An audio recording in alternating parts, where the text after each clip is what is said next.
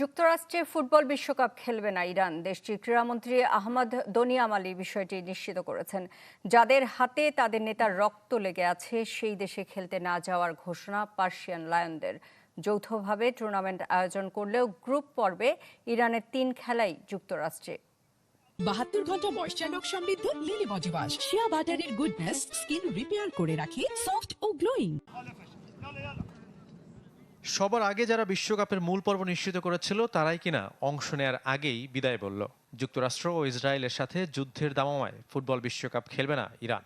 মধ্যপ্রাচ্যের তপ্ত রাজনীতিতে আক্রান্ত the greatest show on earth.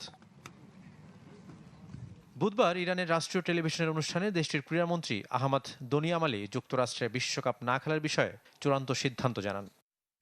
যে দুর্নীতিগ্রস্ত সরকার আমাদের নেতাকে হত্যা করেছে, কোনো পরিস্থিতিতেই তাদের দেশে আমরা বিশ্বকাপে অংশ নিতে পারি না।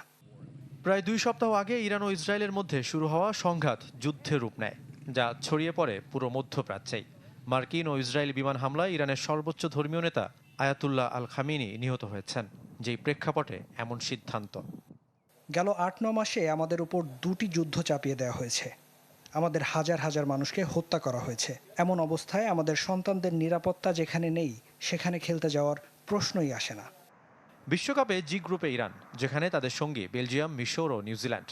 যৌথভাবে 3 দেশ আয়োজক হলেও ইরানের সব ম্যাচ যুক্তরাষ্ট্রে, 2টি লস অ্যাঞ্জেলেসে ও 1টি সিয়াটলে। যদিও ইরানের বিশ্বকাপে অংশগ্রহণ নিয়ে ট্রাম্প প্রশাসন পজিটিভ। একদিন আগেই ফিফা সভাপতি জিয়ান্নি ইনফান্তিনোকে নিশ্চয়তা দিয়েছে ইরানের খেলা নিয়ে। কিন্তু ইরান যদি বিশ্বকাপ না খেলে তখন ফিফা কি করবে? শাফায়েত মিদুল, চ্যানেল 24।